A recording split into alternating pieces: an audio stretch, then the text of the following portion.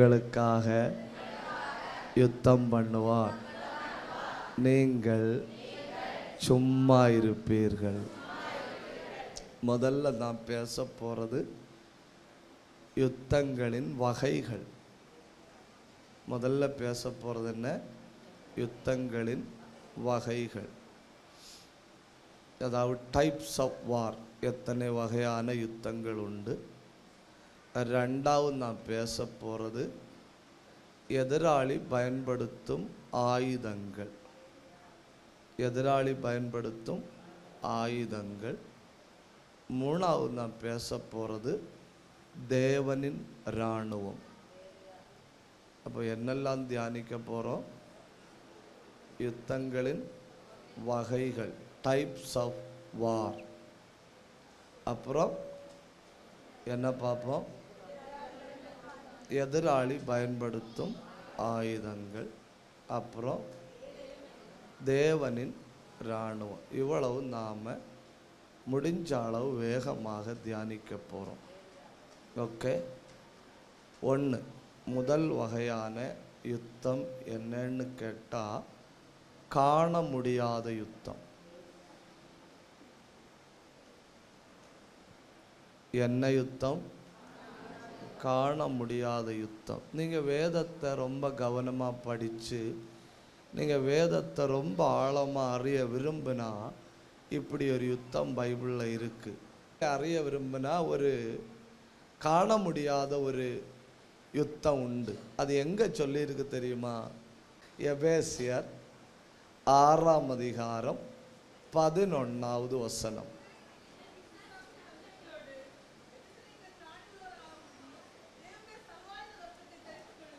அப்போ நமக்கு ஒரு வகையான யுத்தம். என்ன யுத்தம்? காண முடியாத யுத்தம். அங்கே சொல்லி இருக்கிற எல்லா எதிராளியையும் பாருங்க. அந்தகார லோகாதிபதி, அந்தகார லோகாதிபதி, இப்பிரபஞ்சத்தின் பொல்லாதாவி, வானமண்டலங்களின் பொல்லாதாவி, இவைகளோடு நமக்கு போராட்டம் உண்டு. இப்போ முதல் வகை யுத்தம் என்பது என்ன யுத்தம்? காண முடியாத யுத்தம். 2,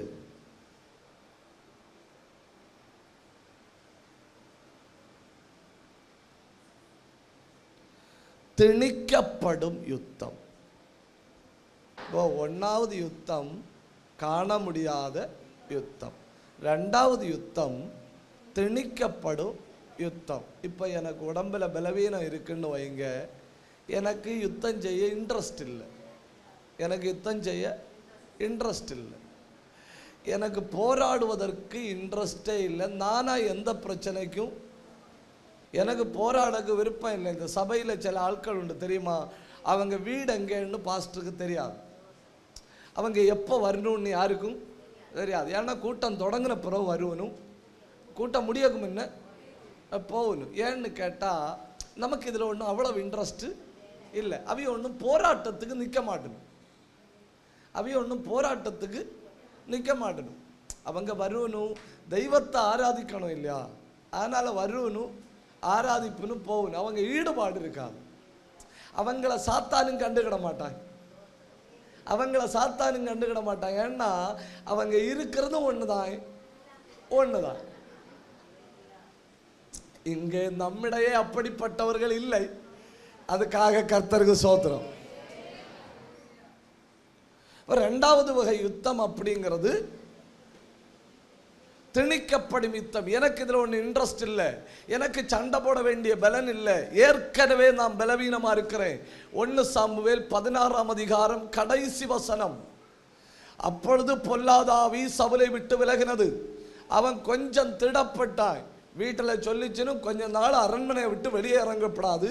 பூஸ்ட்டு கார்லிக்ஸ் எல்லாம் குடித்து அந்த பொமேரியன் பட்டிக்குட்டி மாதிரி நல்ல டெவலப்பான பறவை இறங்கி பயிற்றுக்கு போகலான்னு சொன்னால் 17ஆம் அதிகாரம் 1ஆம் வசனத்தில் ஃபோன் வருது. என்ன வருது?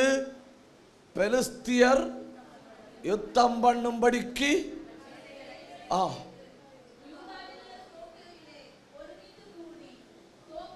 அசேக்காவுக்கும் நடுவே இருக்கிற எபேஸ் தம்மிலே பாளையம் இறங்கினார்கள். பாத்தீங்களா? இது நாம் விரும்பி ஏற்றுக்கொண்ட யுத்தம் அல்ல.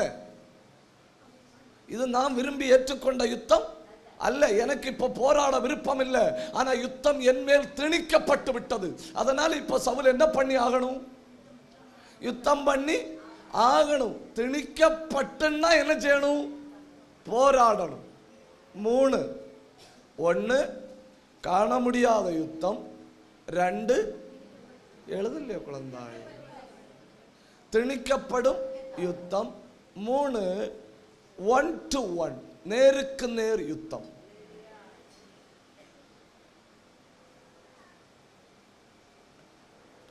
அந்த பக்கத்திலையும் ஒரு ஆளு, இந்த பக்கத்திலையும் ஒரு ஆளு. இந்த காயின் ஆபேல் பண்ணாங்க இல்லையா, அது 1 to 1 நேருக்கு நேர். தேவனும் யாக்கோபும் பண்ணினாங்க இல்லையா, அது நேருக்கு நேர். கோலியாத்தும் தாவீதும் பண்ணாங்க இல்லையா, அது நேருக்கு நேர். அங்க பிரச்சனை என்னன்னு பாருங்க. நீங்க எல்லா இடத்துலையும் பாருங்க, ஒரு ஈக்குவல் பண்ண முடியாத எதிராளி, கொடிய துன்மார்க்கனாகிய காயின் அந்த பக்கத்துல, நீதிமான் ஆகிய ஆபேல் இந்த பக்கத்துல.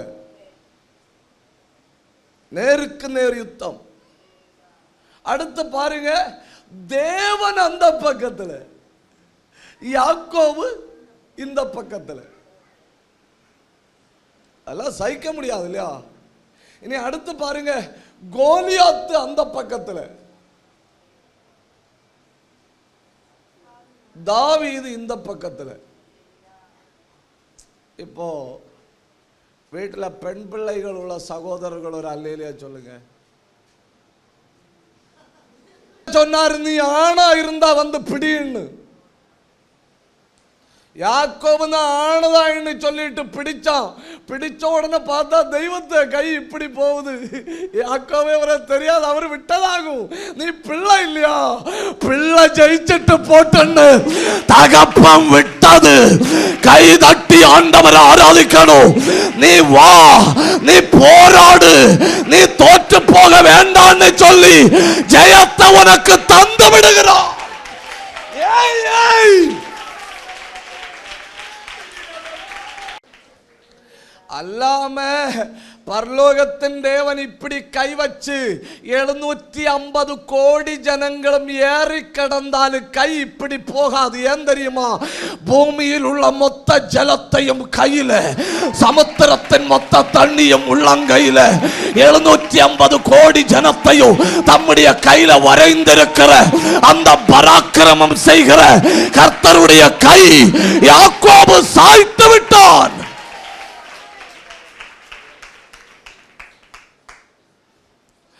ஆண்டவர் என்ன பார்த்தாரு தெரியுமா? இப்ப மட்டும் நான் இவனை இப்படி பிடிச்சு அடிச்சா இவன் பாவம் அழுதுட்டு போவான். நான் மட்டும் இப்ப விட்டு கொடுத்தா இவன் ஊர் மொத்தம் போய் சொல்லுவான், நான் ஜெயிச்சேன்னு, நான் ஜெயிச்சேன்னு. இந்த 1ஆம் தேதி இந்த காலையில தெய்வத்தை சேவிக்க வந்த தேவ பிள்ளையே, உனக்காக ஒரு யுத்தத்தை விட்டு தருகிறார். ஜெயத்தோட போ.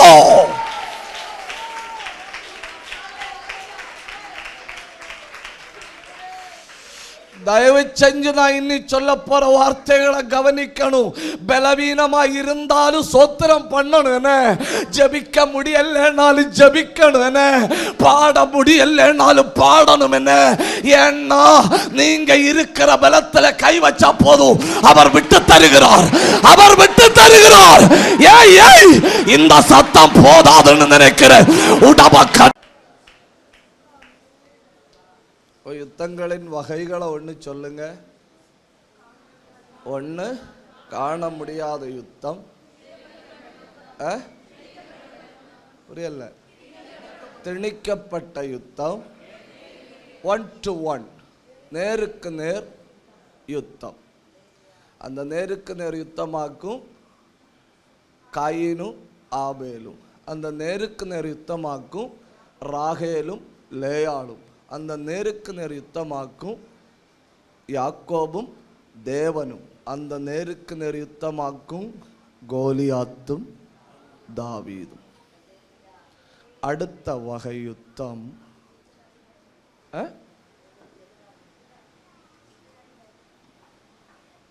புரியல. அடுத்த வகை யுத்தம் அவயவங்களின் யுத்தம். என்ன யுத்தம்? அவயவங்களின் யுத்தம். யாக்கோபு 4:1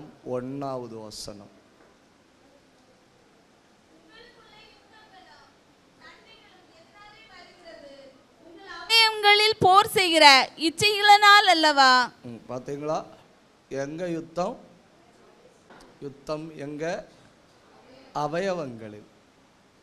இங்க இருக்கிற எல்லாருமே ஒரு சரீரத்தின் அவயவம். உங்க வீட்டில் உள்ள எல்லாருமே ஒரு சரீரத்தின் அவயவம். கிறிஸ்து தலை, நாம் சரீரம்.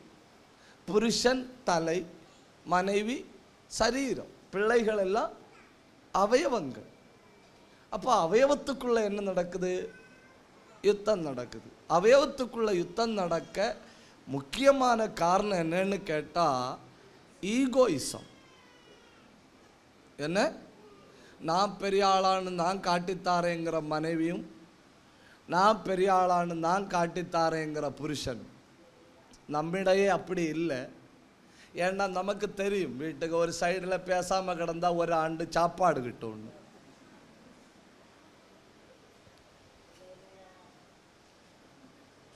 ஒரு அல்லேலியா சொல்லுங்க, உற்சாகமா ஒரு அல்லேலியா சொல்லுங்க. நம்ம தேவையில்லாமல் பிரச்சனை பண்ணி நான் பெரிய ஆள்னு காட்ட போனால் என்ன நடக்கும்னு நமக்கு தெரியும். அப்பொழுது கர்த்தர் ஏவாளை நோக்கி, ஆதாமை நோக்கி, இதை புசிக்கும் நாளில் நீ, நமக்கு தெரியாமல் விஷம் வச்சு தருவணும், அதை புசிக்கும் நாளில் நீ.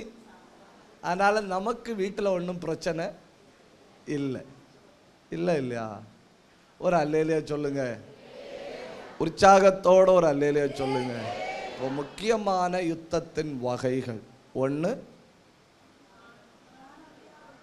2, 1 காண முடியாத யுத்தம், 2 திணிக்கப்படும் யுத்தம், 3 நேருக்கு நேர் யுத்தம், 4 அவயவ யுத்தம், 5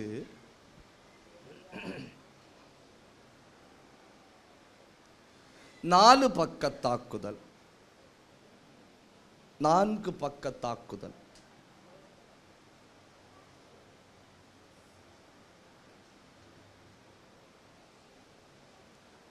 ஏசாயா 59:19 நினைக்கிறேன், பாருங்க.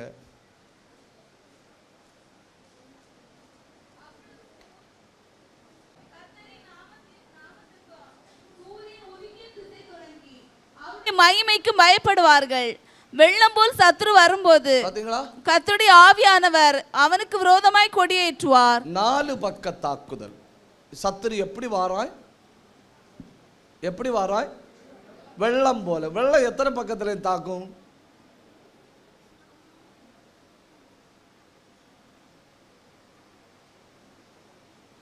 வெள்ளம் எத்தனை பக்கத்துல தாக்கும்? 4 பக்கத்திலையும் தாக்கும். இந்த தீவுக்கு மிகப்பெரிய தீவு உண்டு இல்லையா? தீவுக்கு மிகப்பெரிய பிரச்சனை என்னன்னா, தீவுக்கு எல்லா பக்கத்திலையும் யுத்தம். ஒரு அலை எழும்பினாலும் உள்ள போக வாய்ப்புண்டு. ஏன்னா எல்லா பக்கத்திலையும் யுத்தம். சிலருடைய பிரச்சனை என்னன்னு கேட்டா, அவங்களுக்கு தாக்குதல் எல்லா பக்கத்துல இருந்து. இந்த பக்கத்தில் பிரச்சனை, இந்த பக்கத்தில் பிரச்சனை, முன் பக்கத்தில் பிரச்சனை, பின் பக்கத்தில் பிரச்சனை. சுதந்திரமாக ஓடி தப்புறதுக்கு வழியே இல்லை. 4 முனை தாக்குதல் வகை யுத்தம். அடுத்து 3 முனை தாக்குதல் வகை யுத்தம்.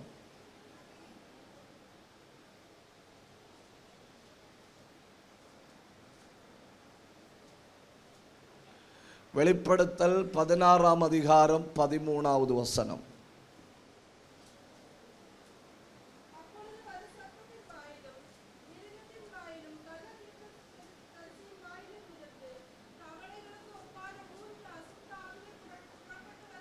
தவளைகளுக்கு ஒப்பான எத்தனை?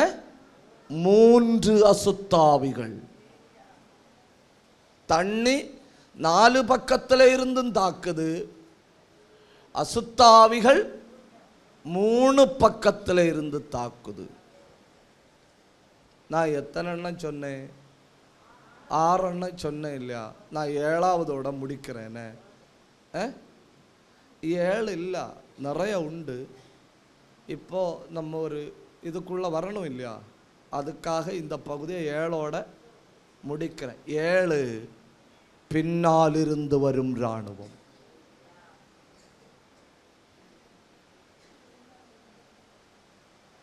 இதாக்கும் மிகப்பெரிய பிரச்சனைகள்ல ஒன்று. எங்கிருந்து வரும் இராணுவம்?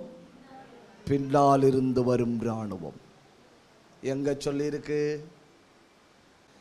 யாத்திரையாகமம் 15ஆம் அதிகாரம் 9வது வசனம். பிடிப்பேன், கொள்ளையாடி பங்கிடுவேன், என் ஆசை அவர்களிடத்தில் திருப்தியாகும், என் பட்டயத்தை உருவுவேன், என் கை அவர்களை சங்கரிக்கும் என்று பகைஞன் சொன்னான். இப்ப சொல்லுங்க, பகைஞன் என்ன சொல்றான்? தொடருவேன். என்ன சொல்றான்? தொடருவேன், பிடிப்பேன், கொள்ளையடிப்பேன், கொள்ளைய பங்கிடுவேன் அப்படின்னு பகைஞன் சொல்றான்னா, பகைஞன் எங்க இருந்து வாராய்? எங்க இருந்து? இது நேருக்கு நேர் வருகிற யுத்தத்துக்கு நேரு ஆப்போசிட். ஏன்னா நேருக்கு நேர் வருகிற யுத்தத்தில் எதிரிய தெரியுது, அவன் கையில் இருக்கிற ஆயுதம் தெரியுது, அவன் எடுக்கிற முயற்சி தெரியுது. ஆனா பின்னால் இருந்து யுத்தம் வரும்போ இது ஒண்ணும் நமக்கு தெரியாது, அவன் வாரதே தெரியாது, அவன் வாரதே தெரியாது. இப்ப பின்னால இருந்து வருது இல்லையா ஒரு ராணுவம், அந்த ராணுவத்தை பற்றி குறைஞ்சது 5 காரியம் அறிஞ்சிருக்கணும். குறைஞ்சது மினிமம் 5 காரியம் அறிஞ்சிருக்கணும். 1, என் பகைஞன் என்னை விட வேகமானவன். என் பகைஞன் என்னை விட வேகமானவன். he is more faster than I. என்னை விட அவன் ரொம்ப வேகமாய் செயல்படுகிறான். 2, என் பகைஞன் என்னை விட திறமை உள்ளவன். அவனுக்கு ஸ்பீடு இருக்கு, அவனுக்கு ஸ்கில் இருக்கு. என்ன இருக்கு? ஸ்பீடு இருக்கு, ஸ்கில் இருக்கு. 3, என் எதிராளி என்னை விட பலன் உள்ளவன். என்னை விட வேகம், என்னை விட திறமை, என்னை விட பலன். 4, என் எதிராளி என்னை விட அதிகாரம் உள்ளவன். முன்ன போறது சாதாரண ஜனங்களாகும், பின்னால வாரது யார் தெரியுமா? ஒரு வல்லரசு நாட்டின் ராணுவம், எகிப்திய ராணுவம். என் எதிராளி என்னை விட அதிகாரம் உள்ளவன். 4 பாயிண்ட் கரெக்டா எழுதினியா இல்லையா? You understand my English? எழுதினியா இல்லையா? 4 பாயிண்ட். 5வது ஒன்று நல்ல திக்கா எழுதிக்கிடணும். ஆனாலும் அவன் ஜெயிப்பதில்லை. அவனுக்கு பலன் இருக்கு, அவனுக்கு திறமை இருக்கு, அவனுக்கு வேகம் இருக்கு, அவனுக்கு அதிகாரம் இருக்கு, அவன் பின்னால இருந்து வாரான், ஆனாலும் அவன் ஜெயிப்பதில்லை. 2 நிமிஷம் கை தட்டணும், அத்தனை பேரு கை தட்டணும். உன்னை விட வேகம் உள்ள, உன்னை விட விவேகம் உள்ள, உன்னை விட பலன் உள்ள, உன்னை விட திறமை உள்ள அந்த எதிராளி ஜெயிப்பதில்லை. நாம யுத்தத்தின் வகைகளை பார்த்தோம். எதிராளி எப்படிப்பட்டவன் என்பதையும் பார்த்தோம். இனி நாம பார்க்க போறது எதிராளியின் ஆயுதங்கள். அது கண்டிப்பா நம்ம என்ன செஞ்சிருக்கணும்? படிச்சிருக்கணும். எதிராளியின் ஆயுதங்கள்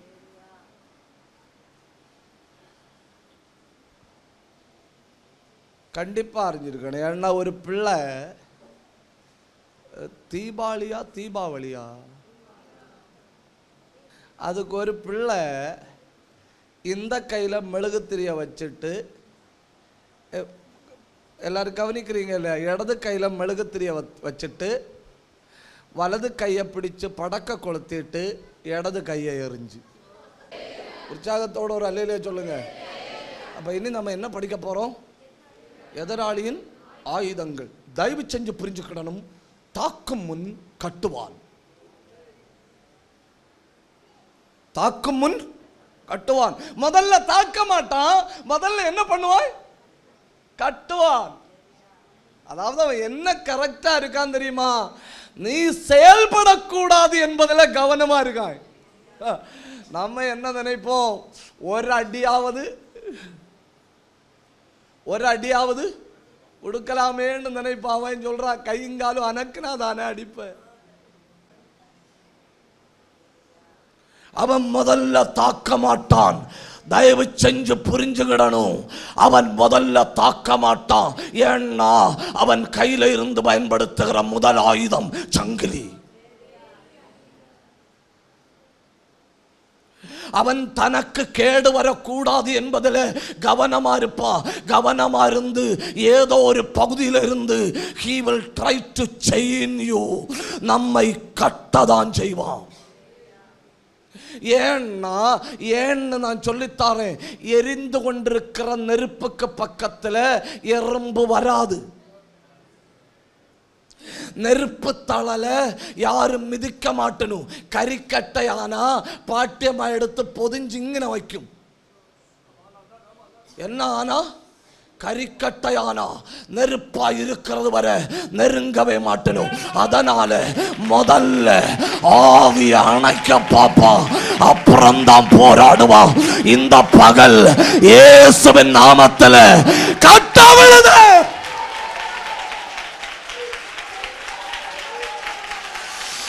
நல்லா கண்ணை மூடி பற்றி பிடிங்க. கண்ணை மூடி பற்றி பிடிங்க. ஆவிக்குரிய வாழ்க்கையின் எந்த பகுதி கட்டப்பட்டாலும் இப்போ அவ்வளவு அவ்வளவு அவ்வளவு ரபலப சந்தரபா ரியாந்தல் பிரௌடபரபலபா ரிஹத்தரபலபா ரெந்தல் கபாரியா அவ்வளவு அவ்வளவு அவ்வளவு நெருப்பப்பட்ட நூலு போல கை தட்டி பத்துகோ. இப்ப எதிராளிகளுக்கு அறிய வேண்டியது சிம்சோனை எப்படி கொல்லலாம் இல்ல, எப்படி கொல்லலாம் என்றல்ல, அவனை எதனால் கட்டலாம். புரியுதா? அவனை எதனால் கட்டலாம்? என்ன கட்டிட்டா கண்ணை பிடுங்கலாம். கண்ணை பிடுங்கிட்டா ஒன்னால ஒரு பிரயோஜனம் இல்லைன்னு அவனுக்கு தெரியும். நீங்க இங்க இல்லையோ, கட்டிட்டா கண்ணை பிடுங்கலாம். கண்ணை பிடுங்கிட்டா ஒன்னால எந்த பிரயோஜனம் இல்லை. இந்த பகல் வெட்டி வெளியாலாம்.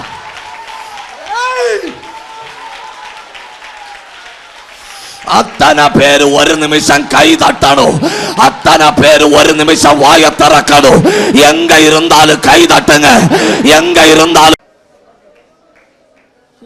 நீங்க என்ன நினைச்சீங்க? அவன் மிகப்பெரிய ஆயுதத்தை பயன்படுத்தி கிரானைட் கல்லை தூக்கி தலையில போடுவான்னா, அப்படின்னா நீ செத்து போவ. நீ செத்து போனா பின்ன உபயோகம் இல்லை. அவன் என்ன விரும்புறான் தெரியுமா? ஒன்ன பிடிக்கணும், ஒன்ன வச்சு உன் குடும்பத்தை பிடிக்கணும், உன் குடும்பத்தை வச்சு தேசத்தை பிடிக்கணும். அப்படி மொத்தமா அழிக்க அவன் பிளான் பண்ணி இருக்கும்போ நீ என்ன நினைக்கிற? சாத்தா உன்னை கொல்ல பாக்குறான்னா? இல்லை, அவன் உன்னை கட்ட பாக்குறான்.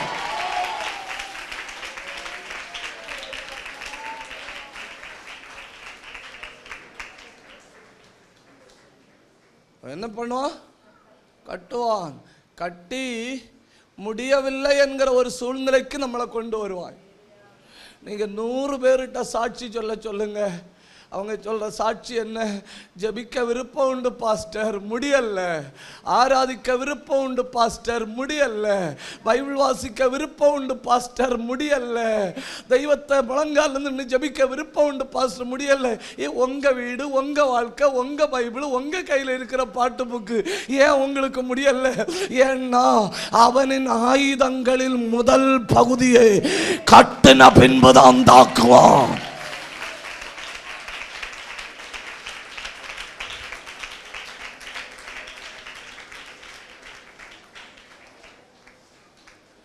அவன் கட்டும்படி பயன்படுத்துகிற சில வகையான கயறுகளை எனக்கு சொல்லக்கு ஆசை உண்டு. ஆனால் நேரம் நம்மை அனுமதிக்கிறதில்லை. இருந்தாலும் நான் வார்த்தையை சொல்லிட்டு போகிறேன்னு, அவன் கட்டும்படி பயன்படுத்துகிற முதல் கயறு இச்சை என்னும் கயிறு.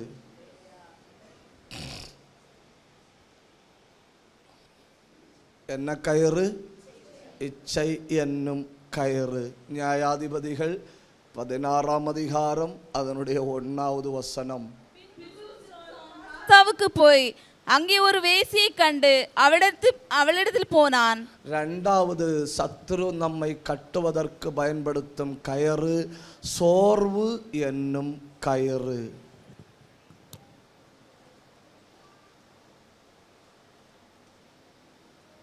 முதல்ல என்ன கயிறு? இச்சை என்னும் கயிறு. 2வது சோர்வு என்னும் கயிறு. 39 சங்கீதம்.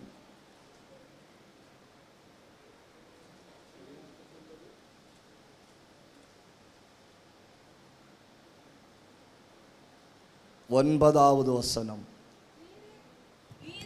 செய்தீர் என்று நான் என் வாயை திறவாமல் மௌனமாயிருந்தேன்.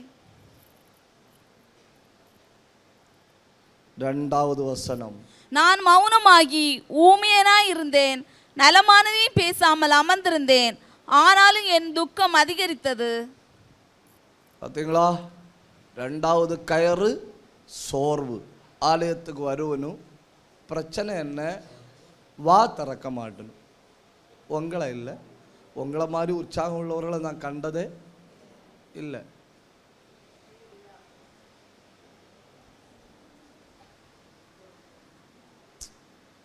என்ன பண்ணணும்? வருவனும் நான் மௌனமாக இருந்தேன். நம்ம ஒன்றும் சொல்ல முடியாது, சொன்னால் போயிடுவனும். ப்ரெசண்ட் கரெக்டாக இருக்கும், அட்டெண்டன்ஸு விழும், அட்டெண்டன்ஸு விழும். சோத்திரம் துதி ஆராதனை ஒன்றும் இருக்காது. குளச்சல் 8 கிலோமீட்டர். ஒரு அல்லேலியா சொல்லுங்க, உற்சாகத்தோட ஒரு அல்லேலியா சொல்லுங்க. 1வது கயிறு இச்சை, 2வது கயிறு சோர்வு. 1 ராஜாக்கள் 19ஆம் அதிகாரம் அதனுடைய 3வது வசனம். 1 ராஜாக்கள் 19. தெரிந்தபோது எழுந்து தன் பிராணனை காக்க யூதாவை சேர்ந்த பெயர்சபாவுக்கு புறப்பட்டு போய் தன் வேலைக்காரனை அங்கே நிறுத்திவிட்டான். அடுத்த வசனம். அவன் வனாந்தரத்தில் ஒரு நாள் பிரயாணம் போய் ஒரு சூரிய செடியின் கீழ் உட்கார்ந்து தான் சாக வேண்டும் என்று கோரி, போதும் கர்த்தாவே, என் ஆத்துமாவை எடுத்துக்கொள்ளும், நான் என் பிதாக்களை பார்க்கிலும் நல்லவன் அல்ல என்று சொல்லி ஒரு சூரிய செடியின் கீழ் படுத்து. ஒரு அதிகாரத்துக்கு முன்னே இவன் யார் தெரியுமா? ஒரு அதிகாரத்துக்கு முன்ன இவன் கர்மேல்ல கர்ச்சிக்கிற சிங்கம். இவன் கர்மேல்ல கர்ச்சிக்கிற சிங்கம். அடுத்த அதிகாரத்தில் பாருங்க, சூரச்செடிக்க கீழே ஒரு முயல் குட்டி. ஏன்னா சோர்வு. சோர்வு ஒரு பயங்கரமான கயறு. சோர்வு ஒரு பயங்கரமான கயறு. இச்சை ஒரு பயங்கரமான கயறு. இந்த கயரெல்லாம் இருக்கிறது யார் கையில் தெரியுமா? எதிராளியின் கையில். அவன் தாக்குவதற்கு முன்பு கட்டுவான். ஒரு தடவை சொல்லுங்க, தாக்குவதற்கு முன்பு கட்டுவான். மெதுவா பேசுங்க, தாக்குவதற்கு முன்பு கட்டுவான். அதனால ஏன் பைபிள்ல சொல்லி இருக்கு, கர்த்தருடைய ஆவி எங்கேயோ அங்கே விடுதலை. கர்த்தருடைய ஆவி அவன் மேல் இறங்கினார், கட்ட அவிழ்ந்தது. கை தட்டி நல்ல கை தட்டுங்க, நல்ல கை தட்டுங்க. ரூடபாலபா அல்கபந்தரபா. 1 இச்சை என்னும் கயறு, 2 சோர்வு என்னும் கயறு, 3 உதாசீனம் என்னும் கயறு. என்ன கயறு? உதாசீனம். இங்க பாருங்க, சோர்வு உள்ளவங்க உள்ள வருவனும், சோர்வு உள்ளவங்க உள்ள வருவனும். ஆனா உதாசீனம் உள்ளவன் அப்படி இல்லை, அவிய நடத்திக்கிடட்டுன்னு. பிரதர், திஸ் இஸ் 1ஆம் தேதி, அது நான் இல்லைன்னாலும் நடக்கும்னு. 2 சாமுவேல் 11:1 ராஜாக்கள் யுத்தத்திற்கு போகும் காலம். தாவீது எருசலேமில் இருந்து விட்டான். புறப்படும் காலம் வந்தபோது தாவீது யோவாப்பையும் அவனோட கூட தன் சேவகரையும் இஸ்ரவேல் அனைத்தையும் அம்மோன் புத்திரரை அழிக்கவும் ரஃபாவை முற்றுகை போடவும் அனுப்பினான். தாவீதோ எருசலேமில் இருந்து வைஃபையும் டெலிவிஷனும் உள்ள வீட்டில் உள்ள பிள்ளைகள் தாயின் தகப்பனை நீங்க கல்யாண வீட்டுக்கு போங்க, நான் வீட்டில் இருக்கிறேன்னு சொல்லி, யூ அண்டர்ஸ்டாண்ட் யுவர் ஆனர்? பெட்டன்னு ஓடி போங்க, ப்ரோக்ராம் முடியக்குன்னு ஓடி போங்கன்னு தள்ளி உந்தி கரெக்டாக இருக்குல்லையா? கூட்டம் முடிஞ்ச ஒரு சேக்கர் தரணும். எல்லாம் மொத்தமாக போங்க, அப்பனும் அம்மையும் அம்மச்சியும் அப்பப்பனும் எல்லாரும் போங்க, நான் மட்டும் வீட்டில் இருக்கேன்னு விரட்டி தள்ளுவனும் இல்லையா? அது அக்குன் தாவீது. யோவாபை பார்த்து சொல்றான் நீ போ, ராணுவத்தை பார்த்து சொல்றான் நீ போ, இஸ்ரவேல் அனைத்தையும் பார்த்து சொல்றான் நீங்க போங்க. அவங்க கேட்கணும் நீ, அவன் சொல்றான் நான் கொஞ்சம் உட்கார்ந்து இருக்கிறேன்னு. அதாக்கும் உதாசீனம். ஒரு ஆராதனையை கூட மிஸ் பண்ணப்படாது.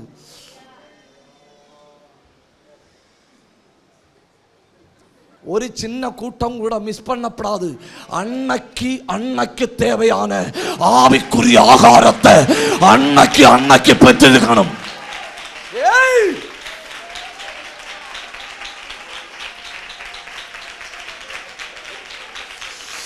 உடபாரப சந்தல் கபரபலபரபலபா ரேல் அந்தரபலபரபலபா. நல்ல வாய தரீங்க.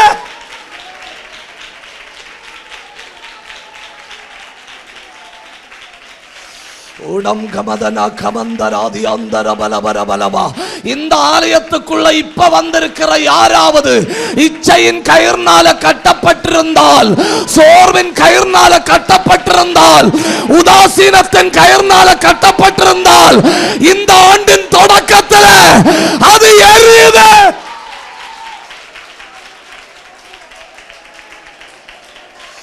நல்ல ஒரு நிமிஷம் கை தட்டுங்க. தேவன் நமக்கு உற்சாகமுள்ள அபிஷேகம். நல்ல வாயத்தரைங்க, நல்ல வாயத்தரைங்க. ராபதன கபதன ரீகதன ஹந்தராதியா ரேலந்தர சந்தர பலபரபலவா.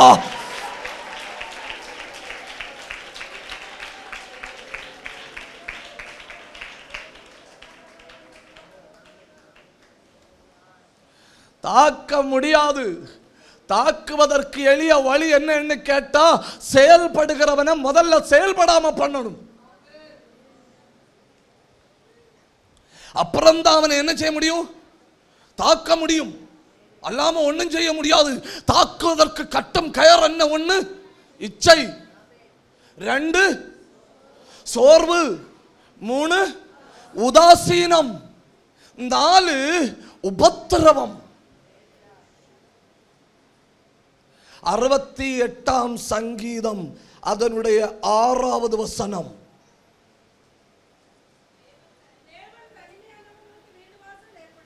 தேவன் தனிமையானவர்களுக்கு வீடு வாசல் ஏற்படுத்தி. ஒரு அல்லேலியா சொல்லுங்க. எது நம்மை கட்டி போடும்? உபத்திரவம். எது கட்டி போடும்? உபத்திரவம். சத்துரு பயன்படுத்துகிற 4வது கயறு, மறக்கக்கூடாது. முதல் கயறு இச்சை. முதல் கயிறு இச்சை. ஒரு கயரை கூட சொல்லிட்டு நான் அடுத்த பகுதிக்கு போறேன்னு. அடுத்த பகுதிக்கு போறதுக்கு முன்ன நாம 2 நிமிடம் ஜெபிக்கணும். 5வது கயறு தாமதம் என்னும் கயறு. அப்போஸ்தல நடபடிகள் 5ஆம் அதிகாரம் அதனுடைய 3வது வசனம், 4வது வசனம். அதை விற்கும் முன்னே அது உன்னுடையதா இருக்கவில்லையோ, அதை விற்ற பின்பும் அதன் கிரயம் உன் வசத்தில் இருக்கவில்லையோ, நீ உன் இருதயத்திலே இப்படிப்பட்ட எண்ணம் கொண்டதென்ன? நீ மனுஷரிடத்தில் அல்ல தேவனிடத்தில் பொய் சொன்னாய் என்றான். அடுத்த வசனம். அனனியா இந்த வார்த்தைகளை கேட்கவே விழுந்து ஜீவனை விட்டான். இவைகளை கேள்விப்பட்ட யாவருக்கு மிகுந்த பயம் உண்டாயிற்று. அடுத்த வசனம். வாலிபர் எழுந்து அவனை சேலையில் சுற்றி வெளியே எடுத்துக்கொண்டு போய் அடக்கம் பண்ணினார்கள். 7வது வசனம். ஏறக்குறைய 3 மணி நேரத்துக்கு பின்பு அவனுடைய மனைவி நடந்ததை அறியாமல் உள்ளே வந்தாள். லேட்டுன்னா இப்படி இருக்கணும், லேட்டுன்னா இப்படி இருக்கணும். கூட்டம் தொடங்கி அடக்கம் வர முடிஞ்சு.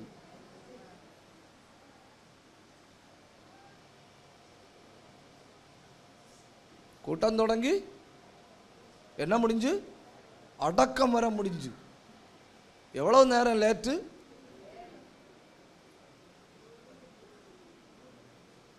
அரை மணிக்கூர் 15 அல்ல 3 மணிக்கூர் லேட்.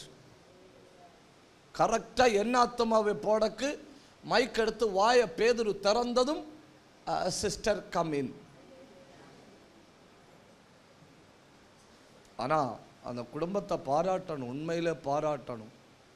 அவ ஒரு போல்டான சகோதரி, அவளை சம்மதிக்கணும். எந்த வீட்டில் பாருங்க முதல்ல பைபிள் எடுத்துட்டு சர்ச்சுக்கு வர்றது யாரு? மனைவி. ஆனா இதுல அவளை பாராட்டணும் இல்லையா? புருஷனை முதல்ல தள்ளி விட்டுருக்கு இல்லையா சர்ச்சுக்கு?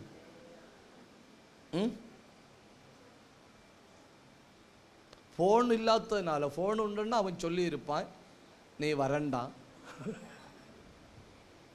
கதை கந்தலாயிட்டு நீ வரண்டா. இன்னிப்போ வாட்ஸ்அப்பில் எல்லாம் வரும்.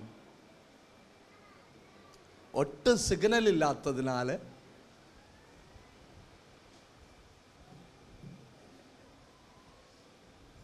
இன்ஃபர்மேஷன் கொடுக்க முடியல. முழங்கால் நின்று நல்லா ஜெபம் பண்ணி தன்னைத்தானே பரிசுத்தப்படுத்தி பாட்டெல்லாம் பாடி வீட்டில் என்ன பண்ணிட்டு இருந்தீங்க சிஸ்டர்? 3 மணிக்கூர் லேட் ஆகிருக்கு, நான் சோத்திரம் பண்ணிட்டு இருந்தேன் பாஸ்டர் அப்படின்னு சொல்லிட்டு கரெக்டாக ஏறி வரான். எத்தனை மணி நேரம் தாண்டி? 3 மணி நேரம் தாண்டி. தாமதம் ஒரு பயங்கரமான கயறு. நான் 5 வகை கயறுகளை சொன்னேன். தயவு செஞ்சு புரிஞ்சுக்கிடணும். சத்துரு முதல்ல நம்மளை அடிக்க மாட்டான், முதல்ல நம்மளை அடிக்க மாட்டான். முதல்ல என்ன செய்வான்? கட்டுவான். ஏன்னா கட்டி போட்டா இஷ்டத்துக்கு அடிச்சலாம்.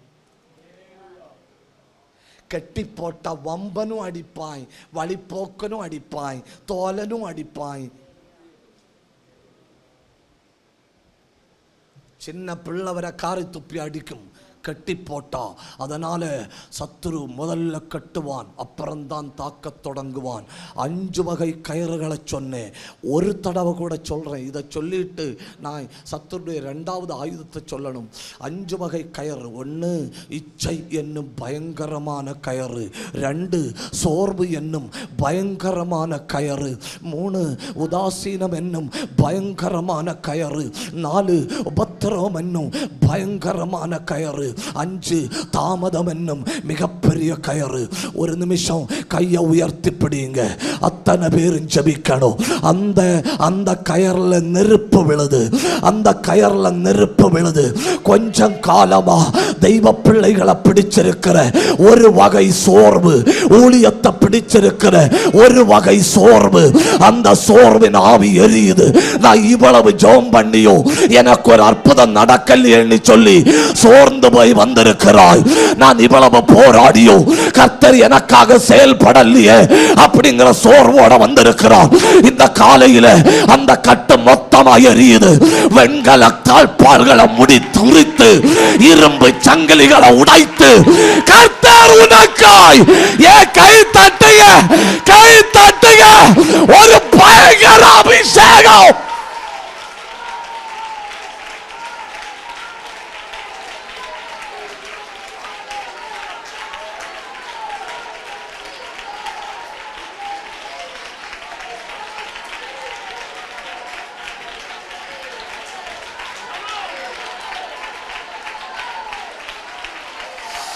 நல்ல வாய திறக்கணும். 2 நிமிஷம் நல்ல வாய திறக்கணும். ஆவியானவர் தீர்க்க தரிசனமா சொல்றாரு. அந்த கயரின் ஒரு பகுதியில இப்ப நெருப்பு விழுது, நெருப்பு விழுது, அது எரியுது. கண்ணாமூடி கை தட்டி பஜ்ரம்.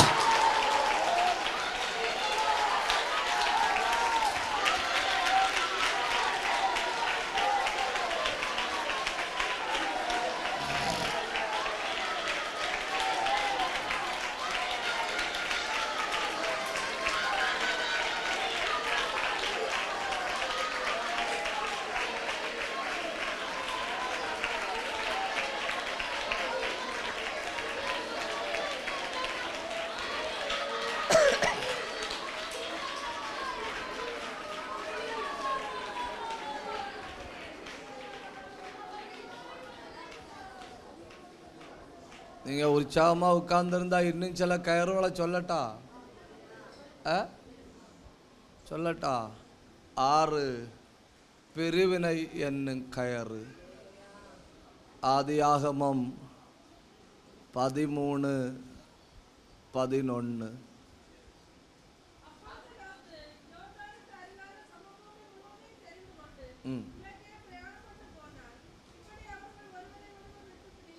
இப்போ சாத்தானுக்கு லோத்தோட யுத்தம் பண்ணணும்.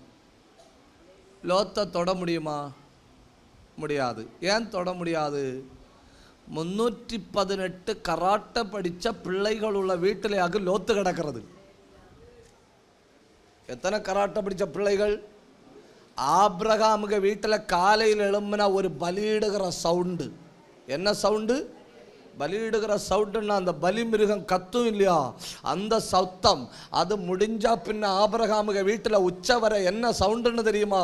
அல்லேலியா சோத்திரம் ஒன்றும் அல்ல, பின்ன உச்சவர உச். 318 பையன்மார சும்மா கருப்பு பூனைகளை போல கஞ்சி கொடுத்து வளர்த்து தள்ளி இருக்கு. எல்லாம் அக்குனி டிஎம்டி கம்பி போல கிடக்கணும். அதுக்கு இடையில ஒருத்தனும் வந்து லோத்தை தொட முடியாது. லோத்துக்கு பயங்கர பாதுகாப்பு. லோத்து சத்துருவ கொல்லணும்னு நினைச்சானா ஒரு கயரை போட்டான். அது என்ன கயறு தெரியுமா? பிரிவினை. உன்னை அடிக்க முன்ன உன்னை பிரிப்பாய். தட்டி கேட்க ஆள் இல்லாத அளவில் சத்துரு உன்னை பிரிச்சுட்டு போறான்னா, ஜபிக்கிறவர்கள் நடுவில் இருந்து உன்னை பிரிக்கிறான்னா, கோள் சொல்லி உன்னை பிரிக்கிறான்னா, இல்லாதவைகளை சொல்லி உன்னை பிரிக்கிறான்னா, சண்டை பண்ணி உன்னை பிரிக்கிறான்னா, உன்னை முதல்ல கட்ட பார்க்கிறான், அப்புறம் அடிப்பான்.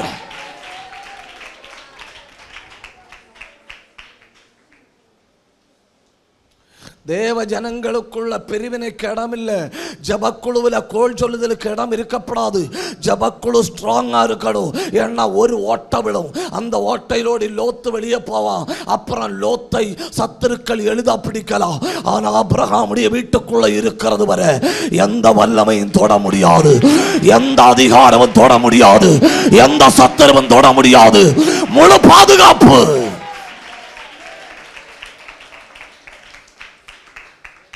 சரிதான், அந்த பகுதியோட அதோட முடிக்கிறேன்.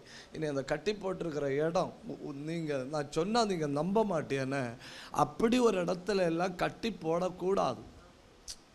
அப்படி ஒரு இடத்துல எல்லாம் யூ அண்டர்ஸ்டாண்ட், அப்படி ஒரு இடத்துல எல்லாம் கட்டி போடக்கூடாது. எங்கே கட்டி போட்டிருக்கு தெரியுமா?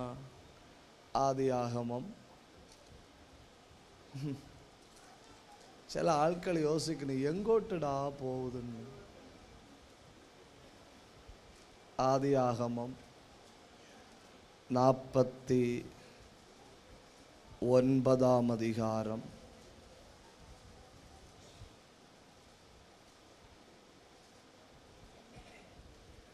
21 வசனம். இன்பமான வசனங்களை வசனிப்பான். ஒரு நிமிஷம் கவனிங்க, ஒரு நிமிஷம் எல்லாரும் கவனிங்க. நப்தலி மான். நப்தலி மான் என்ன மான்? பெண் மான். மானு மட்டும் இல்லை, பெண் மான். இனி பெண்மான் மட்டும் இல்லை, கட்டப்பட்ட பெண்மான். என்ன பெண்மான்? விடுதலை பிறக்கு முன்ன விடுதலை பெற்றேன்னு சொல்லணும்னு அதுக்கு முன்ன என்ன? You understand your honour. என்ன பெண்மான்? நீங்கள் அங்கெல்லாம் கொண்டு கட்டி போடக்கூடாது, அங்கெல்லாம் கொண்டு கட்டி போடக்கூடாது. ஏன்னா அங்கே என்னெல்லாம் கிடக்குன்னு பாருங்க. டக்கு டக்குன்னு வாசிங்க.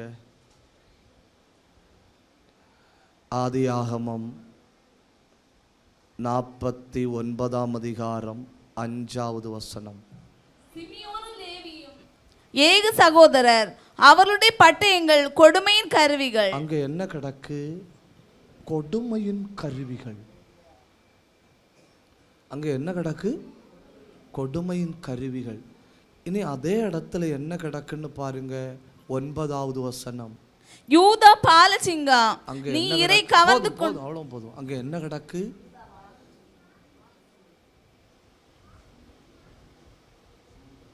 ஒரு பக்கத்துல கொடுமை. முடிக்க நேரம் ஆச்சோ? ஒரு பக்கம் பாருங்க கொடுமையான கருவிகள், தொட்டு இந்த பக்கம் யாரு கிடக்கிறது? சிங்கம். அடுத்து பாருங்க என்ன கிடக்குன்னு, அதனுடைய 17வது வசனம். தான் குதிரையின் மேல், அந்த விலங்குகளை மட்டும் வாசிங்க. குதிரை சர்ப்பத்தை போலவும் பாதையில் இருக்கிற பாம்பு, விரியனை போலவும் இருப்பான். பாம்பு கிடக்கு, கொடுமையான கருவி கிடக்கு, சிங்கம் கிடக்கு, பாம்பு கிடக்கு. அப்புறம் அங்க என்ன கிடக்கு? 14வது வசனம். கழுதை, பலத்த கழுதை.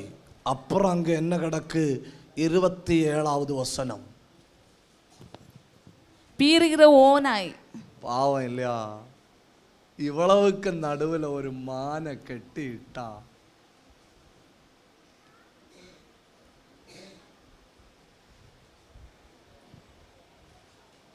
எஸ்கியூஸ் மீ, என்ன நடக்கும்?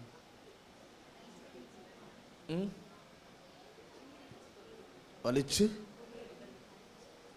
ஒரு பக்கத்துல 2 பாம்பு தாக்கும், இன்னொரு பக்கத்துல 2 சிங்கம் தாக்கும். ஏன்னா இந்த மான் ரொம்ப சாஃப்ட், மான் ரொம்ப மிருதுவானது, ரட்சிக்கப்பட்டது. பெண்ணு மான், பாய் மான் இல்லை, கேர்ள் மான். கர்த்தர் பார்த்தாரு, நான் என்ன பண்ண போறேன் தெரியுமா?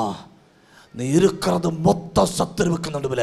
அந்த பக்கம் சிங்கம், இந்த பக்கம் ஓநாய், அந்த பக்கம் பாம்பு, இந்த பக்கம் கொடுமையான கருவி, இந்த பக்கம் கழுதை. நான் உன்னை அவுத்து விட போறேன். நப்தலி விடுதலை பெற்றான். கை தட்டணும். இதுவரை உன்னை கட்டி இருந்த எல்லா கயரும் ஏய் ஏய் ஏய் நல்ல 2 நிமிஷம் கை தட்டுங்க. அந்த இச்சையின் கயறு எரிஞ்சு போவது, அந்த உதாசீனத்தின் கயறு எரிஞ்சு போவது, அந்த சோர்வின் கயறு எரிஞ்சு போவது.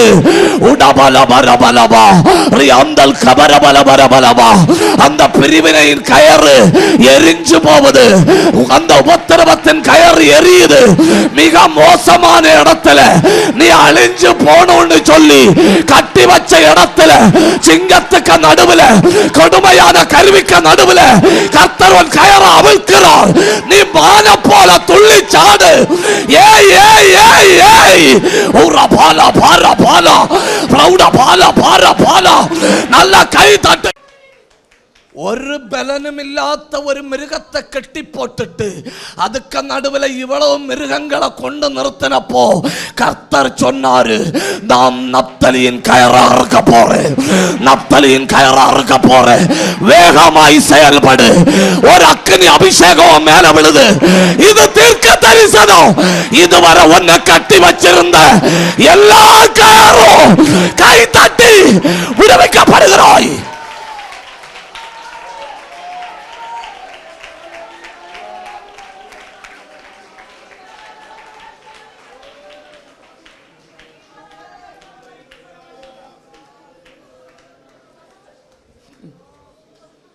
யாக்கோபுக குடும்பத்தை வீடுன்னு சொல்ல எனக்கு கஷ்டமா இருக்கு, காடுன்னு சொல்லலாம்.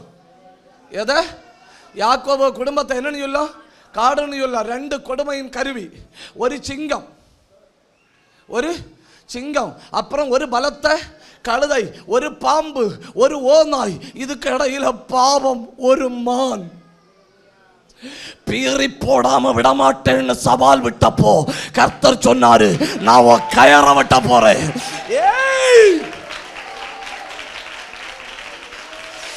2 நிமிஷம் நல்ல கை தட்டுங்க.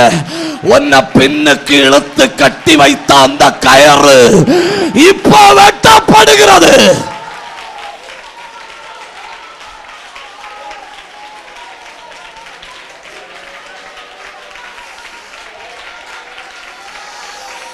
ராகதன ரீகதன கமகதன கடகத்தனாதன அந்தல் கந்தரபலபரபலபா ரேல் அந்தரபலபரபலபா. தேவன் கட்டுண்ட தம்முடையவர்களை விடுவிக்கிறார். 2 நிமிஷம் இருக்கிற இடத்தை மறந்து கை தட்டுங்க சிஸ்டர். ஒரு எல்லை தாண்டாதபடி உன்னை கட்டி போட்ட கயறு வெட்டப்படுகிறது. நீ சிங்கங்களுக்கு நடுவில் கட்டப்பட்டிருக்கிற பெண்மான், ஆனா இப்போ நீ விடுதலை பெற்ற பெண்மான். கண்ண மூடி பற்றி பிடி. பயங்கர அபிஷேகம். கை தட்டி பெற்றுக்கோ. சிலர் மேல அக்கினி வந்து விழுது. ஏன் விடாத விடாத, இறங்கி போராடு.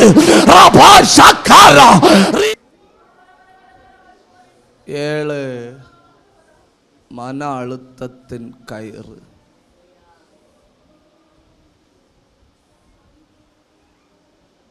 நான் 7 கயிறு சொன்னேனே. ஆதியாகமம் 49:23 வில் வீரர் மனமடிவாக்கி அவன் மேல் எய்து அவனை பகைத்தார்கள்.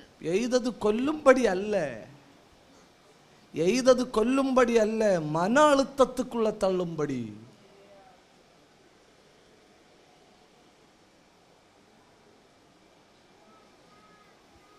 எதில் தள்ளும்படி? மன அழுத்தத்தில். என்ன சத்துரு கொல்லும்படி ஆண்டவர் ஒப்பு கொடுக்கல, ஆனா எனக்கு வர வர ஒரு மனமடிவு. ஜெபம் பண்ணி பார்த்தாச்சு, துதிச்சு பார்த்தாச்சு, ஆராதிச்சு பார்த்தாச்சு, இந்த அம்புகள் ஓய்ந்த பாடு இல்லை. இப்ப என் மனம் அடிவு. சரீரம் அடியல்ல, உயிரோடு தான் இருக்கு, ஆனா மனதளவில் செத்துட்டேன்.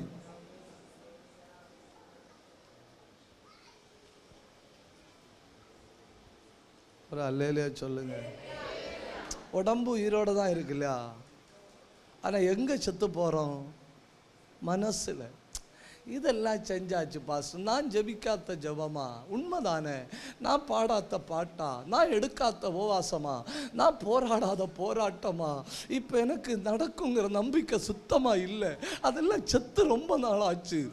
சத்துரு எய்கிறது உன்னை கொல்லும்படி அல்ல, உன் மனசை கொல்லும்படி. அது ஒரு வகையான கயறு. கர்த்தர் அதை அவிழ்த்து விடுகிறார்.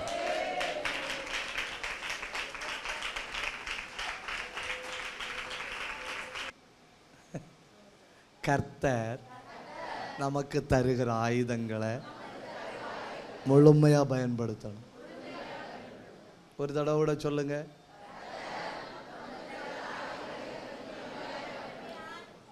இப்போ நான் ஒரு காரியம் உங்களுக்கு சொல்லித்தாரேன். கர்த்தர் எனக்கு ஒரு ஆயுதத்தை தந்தாரு. கர்த்தர் எனக்கு ஆயுதத்தை தந்தாரு. நான் அந்த ஆயுதத்தை பயன்படுத்தலைன்னா என்ன நடக்கும்? யாராவது யோசிச்சிருக்கீங்களா? சரி, நீங்க பைபிள்ல பாருங்க. 1 சாமுவேல் 17:54.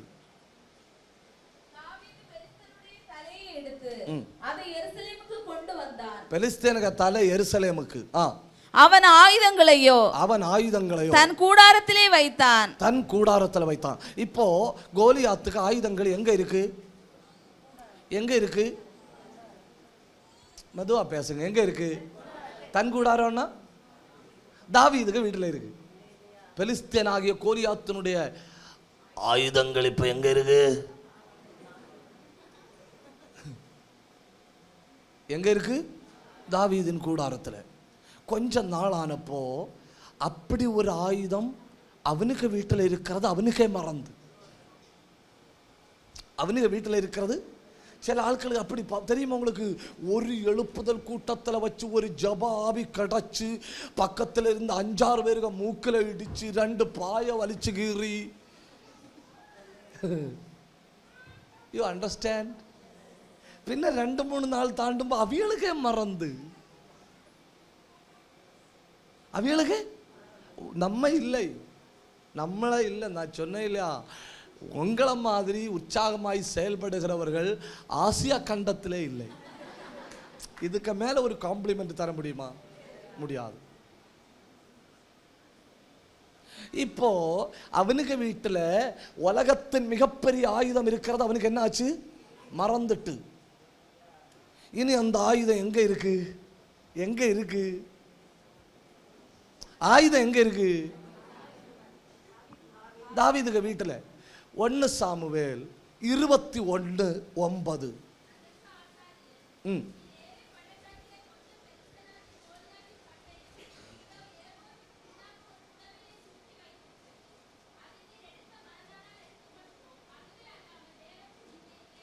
எங்க இருக்கு?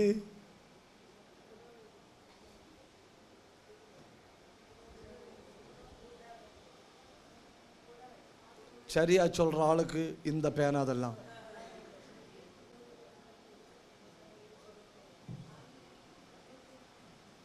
கர்த்தருடைய ஆலயத்தில். எங்க? கர்த்தருடைய ஆலயத்தில், கர்த்தருடைய சன்னதியில் இருக்கு. இவன் கொண்டு வச்சது எங்க? இவன் வீட்டில். ஆனா இப்ப இவன் கேட்க போகும்போது எங்க இருக்கு?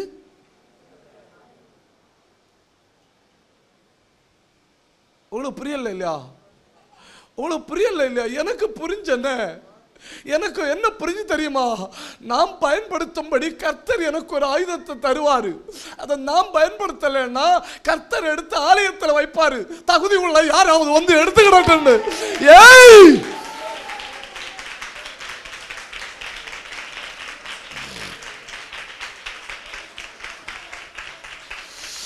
ஒரு கிருபையை தருவாரு. இந்த ஆண்டில் ஒரு பலனை தருவாரு. ஒரு அசாதாரண அபிஷேகத்தை தருவாரு. வசனமாகிய பட்டயத்தை தருவாரு. கிருபை வரங்களை தருவாரு. இதுவரை இல்லாத ஜெப ஆவியை தருவாரு. அக்கினியை தருவாரு. பலனை தருவாரு.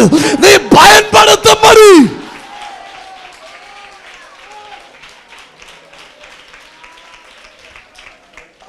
கோலியாத்தின் பட்டயத்துக்கு இணையான பட்டயம் அந்த காலத்தில் இல்லை.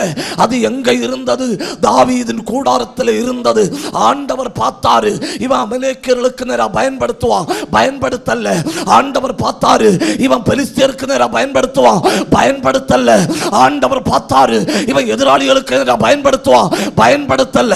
ஆண்டவர் பார்த்தாரு, இவனுக்கு வீட்டில் இருந்து துரும்பு பிடிச்சு அழிஞ்சு போறதை விட தூக்கி எடுத்து ஏன் பிரசன்னத்தில் வைக்கிற தகுதி உள்ள எவனாவது வரும்போது கொடுக்கலாம்.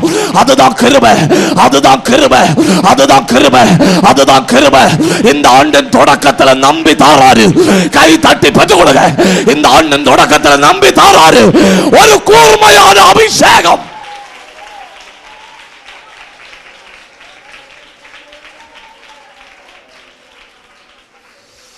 பிரியமானவர்களே, நாம எதிர்பார்க்காத கிருபையை நமக்கு தாராரு. நாம எதிர்பார்க்காத வல்லமையை நமக்கு தாராரு. உண்மையுள்ளவர்கள் என்று எண்ணி அதை நம்ம பயன்படுத்தாம ஒதுக்கி வச்சா ஆண்டவர் எடுத்து தம்முடைய பிரசன்னத்தில் வைப்பாரு. ஜெபிக்கிற யாராவது வருவனோ, துதிக்கிற யாராவது வருவனோ, ஆராதிக்கிற யாராவது வருவனோ, இன்னைக்கு பகலும் கர்த்தர் ஆசையோடு வந்திருக்கிறார். யாராவது வருவார்கள்.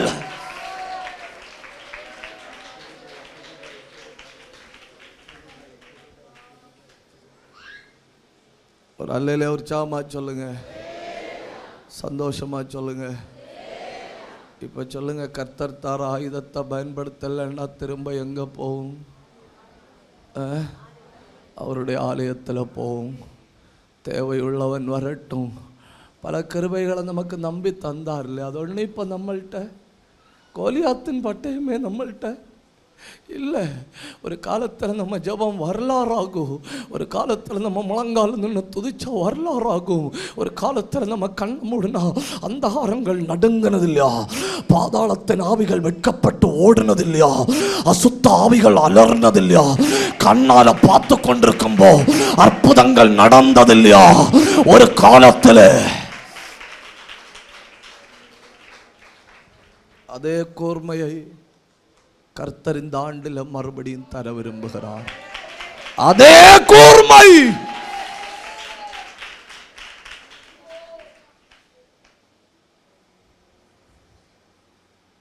கையை உயர்த்தி ஒரு நிமிஷம் ஜெபிங்க. என்ன கொஞ்சம் கூட கூர்மையாக்குங்கப்பா.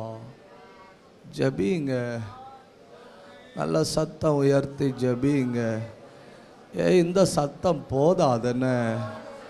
रुडा मना दिया कल मना तरा दगल कमा नेगर शेलादी அல் பந்தராதரே லாந்தரியாந்த கல் மாந்தர கந்தல் கமத்தனா ரீலாதராதன சந்தல் கபரபரேந்தல் பிரௌடப துரபலபரபலபா ரேல் அந்தரபலப சத்தரபல் பிரௌடபரபலபரபலபா ரேல் அந்தரபலப சந்தரலாதன ரீதமரந்தல வைடமரத்தல் பிரௌடபலாதனா. கை உயர்த்தி ஆவியில போ. ஒரு கேள்விக்கு கூட நான் பதில் சொல்லிட்டு தேவனின் இராணுவத்தை பற்றி பேசி நாம் முடிக்கலான்னு. ஏன் எனக்கு ஆண்டவர் எதிராளிகளை வைத்திருக்கிறார்? இது ஒரு நியாயமான கேள்வியாகும். நான் ஜெபிக்கிறேன், நான் ரொம்ப தெய்வத்தை தேடுறேன், நான் முழங்காலில் நிற்கிறேன், ஆனால் எனக்கு எதிராளிகள் பெருகிட்டே வரணும். ஏன்? ஒரு நோக்கம்தான் உண்டு. எத்தனை நோக்கம் உண்டு? ஒரு நோக்கம்தான் உண்டு. நியாயாதிபதிகள்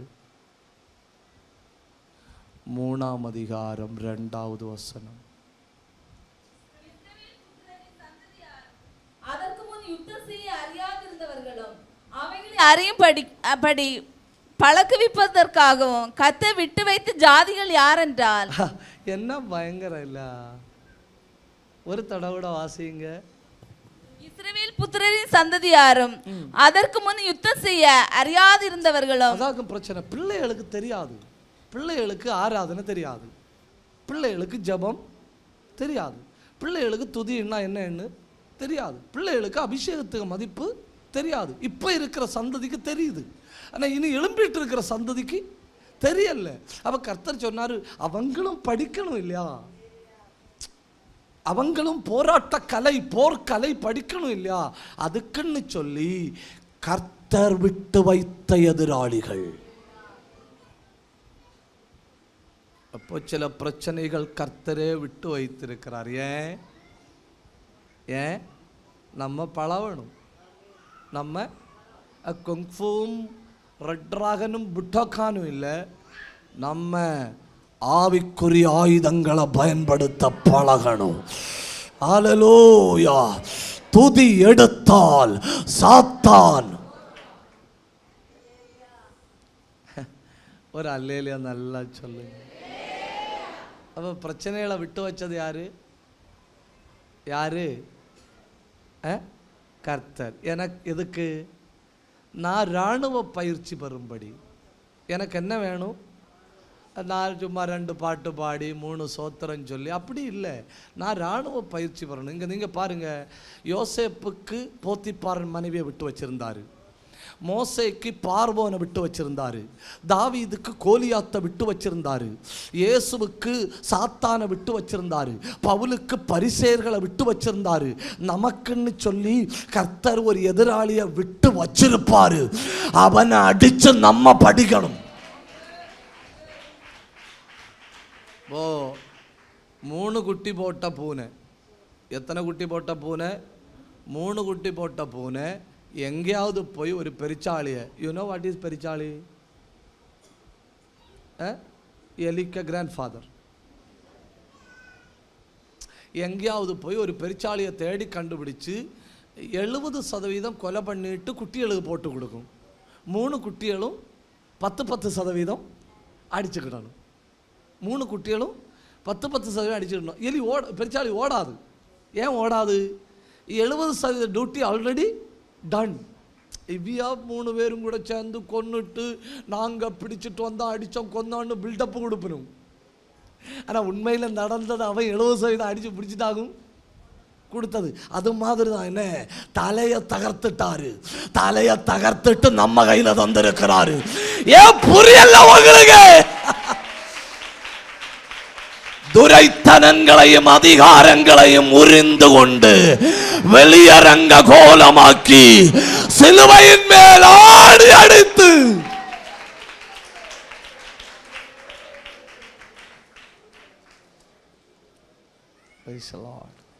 சொல்லுங்க, கர்த்தர் எனக்காய் யுத்தம் செய்வார். ஒரு தடவை சொல்லுங்க, ஒரு தடவை சொல்லுங்க. என்னே மெதுவா உட்கார்ந்து தேவனின் இராணுவம் அது ஒரு 7 எண்ணத்தை சொல்லிட்டு ஜெபிக்கலான்னு. நான் இனி விளக்கம் கொடுக்க நேரம் எடுக்கல, ஜஸ்ட் சொல்லி விடுறேன். 1 சாமுவேல்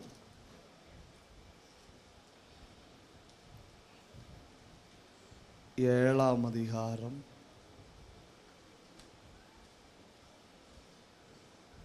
10வது வசனம். செலுத்துகையில் பெலிஸ்தர் இஸ்ரவேலின் மேல் யுத்தம் பண்ண நெருங்கினார்கள். கர்த்தர் மகா பெரிய இடிமுழக்கங்களை பெலிஸ்தர் மேல் அந்நாளிலே முழங்க பண்ணி அவர்களை கலங்கடித்ததினால் அவர்கள் இஸ்ரவேலுக்கு முன்பாக பட்டு விழுந்தார்கள். அவ்வளோதான். பார்த்தீங்களா? தேவனின் இராணுவம் என்ன தெரியுமா? கர்த்தரின் சத்தம். ஒரு பெரிய அல்லேலியா சொல்லுவேன்னு நினைச்சேன், தப்பு தான். கர்த்தரின் சத்தம். கர்த்தரின் சத்தம் வல்லமையுள்ளது. அது கேதுரு மரங்களை முறிக்கிறது. அது வனாந்தரங்களை, காதேஸ் வனாந்தரத்தை நடுங்க பண்ணுகிறது. அது பெண்மான்களை ஈனும்படி செய்கிறது. அது ஜலத்தின் மேல் பாய்கிறது. அது அக்கினியாய் மாறுகிறது. கர்த்தரின் சத்தம் முழங்குகிறது. வேற ஒண்ணும் வேண்டாம். நீங்க ஜெயிக்கணுமா? ஒரு தேவ சத்தம் போதும். ஒரு தேவ சத்தம் போதும். கர்த்தர் முழங்கினார், பெலிஸ்தியர் விழுந்தார்கள்.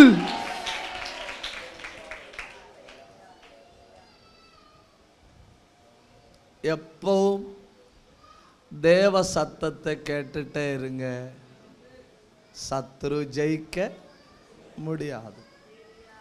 ஆயுதம் தேவனின் இராணுவமாகன நியாயாதிபதிகள்.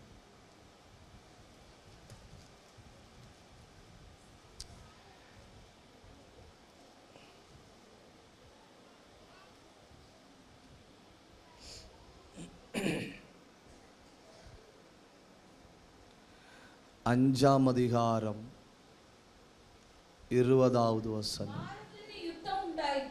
வானத்தில யுத்தம் உண்டாயிற்று. நட்சத்திரங்கள் தங்கள் அயனங்களிலிருந்து சிசேராவோடு யுத்தம் பண்ணினான். பார்த்தீங்களா? அடி நடந்தது பூமியிலே ஆகும். அடி நடந்தது. அந்த பெண்மணி சிசேராவின் உச்சந்தலையில் கூடாரத்தை குற்றி அடித்து கொலை பண்ணுற அளவில் அவன் உறங்கி இருக்கான்.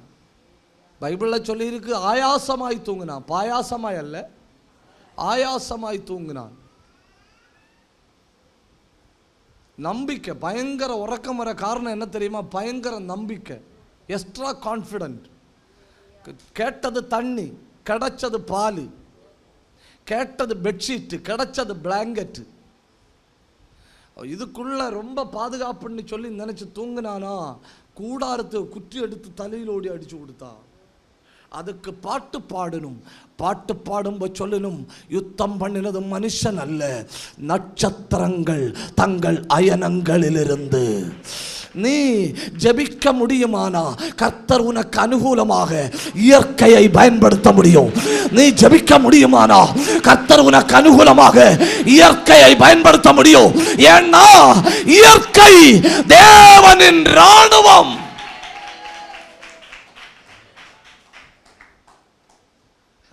தப்புதான், உங்கள்கிட்ட சொன்னது தப்புதான். இயற்கை யாரோட இராணுவம்? தேவனின் இராணுவம். ஒரு தேவ பிள்ளை முழங்கால நின்று யுத்த காலத்தில் தெய்வத்தை நோக்கி கூப்பிட்டா பெரிய முழக்கங்களை கொண்டு வந்து அந்த முழக்கத்தின் மூலம் ரட்சிப்பை கொடுக்க வல்லமையுள்ள தேவன் மட்டுமல்ல, நட்சத்திரங்களுக்கு கட்டளையிட்டு நட்சத்திரங்கள் தங்கள் அயனங்களில் நின்று சிசேராவோடு யுத்தம் பண்ணின. அது எப்படி? எதிராளிகளோடு யுத்தம் பண்ணும்போ யோசுவாவுக்கு அனுகூலமாக சூரியனும் சந்திரனும் வழி விட்டதில்லையா? அதுபோல கர்த்தர் தேவ பிள்ளைக்கு அனுகூலமாக தமது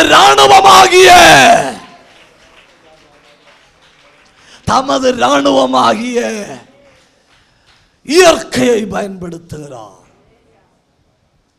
மூணாவது தேவனின் இராணுவம். 1 சாமுவேலின் புஸ்தகத்தை கையில எடுங்க.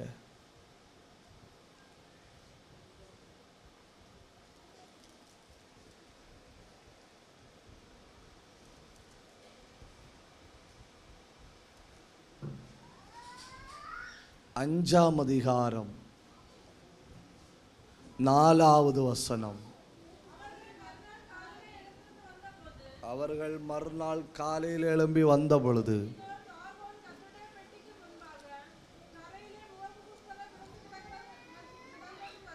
இதோ தாகோன் கர்த்தருடைய பெட்டிக்கு முன்பாக முகங்குப்புற விழுந்து கிடந்ததும் அல்லாமல் தாகோனின் தலையும் அதன் 2 கைகளும் வாசற்படியின் மேல் உடைபட்டு கிடந்தது.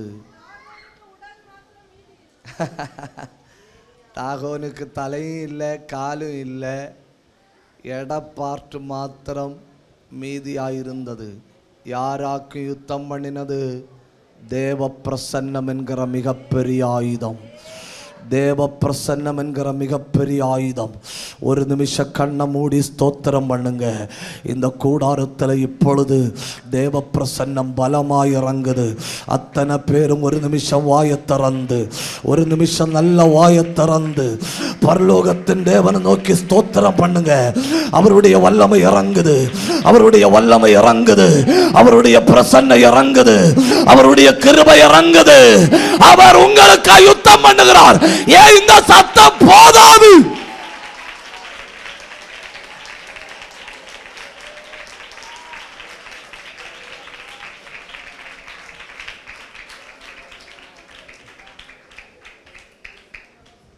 தேவனின் ராணுவம்னு சொல்லி நான் எத்தனை எண்ணம் சொன்னேன்?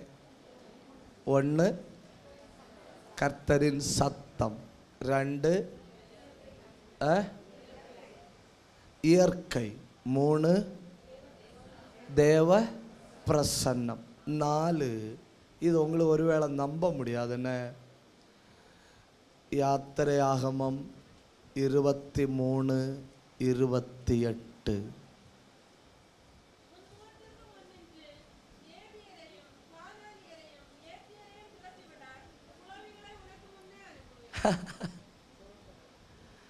அந்த அம்மி குழவி இல்ல, யாருக்கா குழவி தெரியுமா? குழவி என்ன? குழவின்னா என்ன?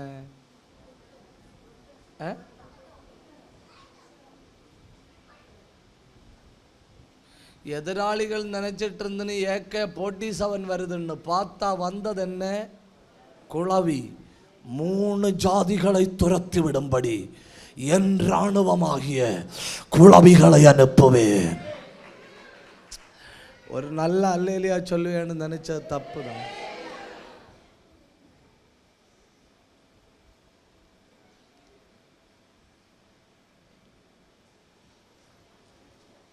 எப்பவுமே பரபரப்பா இருக்கும், எப்பவுமே ஏதாவது ஒன்று நடந்துட்டு தான் இருக்கும்.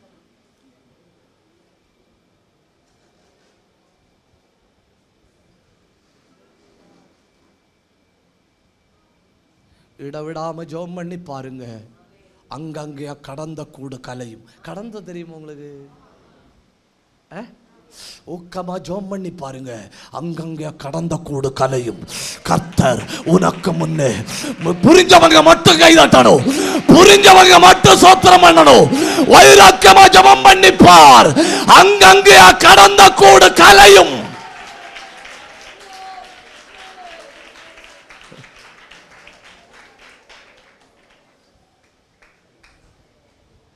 நம்ம நினைப்ப இது எங்க விடுதலை தரப்போகுது, இது ரொம்ப சின்னதா இல்லையா இருக்கு. கர்த்தர் சொன்னாரியே இது பெரிய விடுதலை தராது. இதை வச்சு 3 ஜாதிகளை துரத்துவேன், இதை வச்சு 3 ஜாதிகளை துரத்துவேன். குழவிகளின் கூட்டை கர்த்தர் அடிச்சு கலைக்கிறாரு. இந்த ஆண்டுல குழவிகளின் கூட்டை கர்த்தர் அடிச்சு கலைக்கிறாரு. கை தட்டி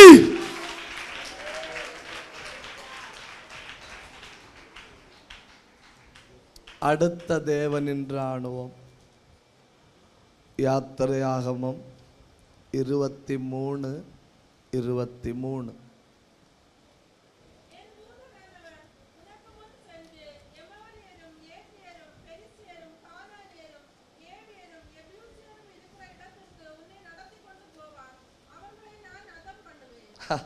ஒரு தூதன், ஒரு தூதன். இப்போ தேவனின் ராணுவத்தை ஒவ்வொன்றா சொல்லுங்க. கர்த்தரின் சத்தம், இயற்கை, தேவ பிரசன்னம், குளவி, ஒரு தூதன். அடுத்த மிகப்பெரிய ஆயுதத்தை கூட சொல்லி நான் முடிக்கிறேனே. அடுத்து நாம் 5 நிமிஷம் ஆராதிக்கணும். யோசுவா 3ஆம் அதிகாரம் 10வது வசனம். ஜீவனுள்ள தேவன் உங்கள் நடுவே இருக்கிறார் என்பதையும், அவர் கானானியரையும் ஏத்தியரையும் ஏவியரையும் பெரிசியரையும் கிர்காசியரையும் எமோரியரையும் எபூசியரையும் உங்களுக்கு முன்பாக துரத்தி விடுவார் என்பதையும் நீங்கள் அறிந்து கொள்வதற்கு அடையாளமாக. யாரு? ஜீவனுள்ள தேவன். 6 ஆச்சில்லையா? 6 7. உபாகமம் 7:1. போகிற தேசத்தில் உன் தேவனாகிய கர்த்தர் உன்னை பிரவேசிக்க பண்ணி உன்னை பார்க்கிலும் ஜனம் பறித்த ஜாதிகளாகிய ஏத்தியர் கிர்காசியர் எமோரியர் கானானியர் பெரிசியர் ஏவியர் எபூசியர் என்னும் 7 பலத்த ஜாதிகளை உனக்கு முன்பாக துரத்தி உன்னை கொண்டு உன்னை கொண்டு நீயும் தேவனும் இணைந்தால் தோல்வி இல்லை. அலலோ, என்ன உற்சாகமா இருக்கு இல்லையா? இப்போ தேவனின் இராணுவம் 7 எண்ணத்தையும் சொல்லுங்க, நாம முடிக்கலாம். கர்த்தரின் சத்தம், இயற்கை, தேவ பிரசன்னம், குளவி, ஒரு தேவதூதன், ஜீவனுள்ள தேவன், நானும் என் தேவனும். இனி தோல்வி இல்லைன்னு, இனி தோல்வி இல்லை. இதுவரை நீங்க தோற்றிருக்கலாம், இனி நீங்க சும்மா இருந்து கர்த்தர் நடத்தும் யுத்தத்தை பார்க்க போறீங்க. கர்த்தர் நடத்தும் யுத்தத்தை பார்க்க போறீங்க. சபை மொத்தம் கை தட்டணும், சபை மொத்தம் வாயை திறக்கணும். ஒரு ஆளு கூட மௌனமா இருக்க கூடாது. எல்லாரும்